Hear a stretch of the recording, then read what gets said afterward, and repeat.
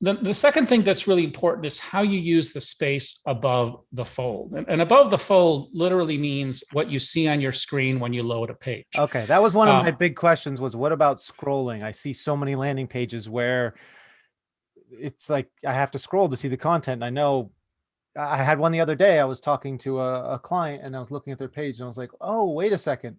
Now I see your call to action. Their call to action was below. I had to scroll to see it. And I was telling him, you don't have a call to action on here. So I imagine scrolling is kind of death to the landing page. well, it used to be that people didn't scroll. So the above the fold space was really important because it just was rare that people would go down the page.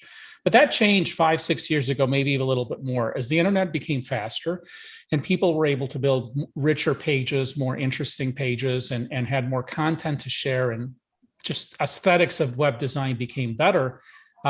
Scrolling became more pronounced. So we're used to scrolling. We scroll through articles and pretty much everything we read. And so it's okay to have longer pages. It's something you should test. It's a great A/B test, a shorter version of a landing page versus a longer version of a landing page. But regardless of whether people scroll or not, that space above the fold is still incredibly important, because if you think about it, that's the first thing you see. It's like when you pull up to a store. If you look at the store and it looks dark and things are falling apart, bad lighting, Right. you're not going to walk in, There can be because a disco ultimately, in the back, but you'll never know.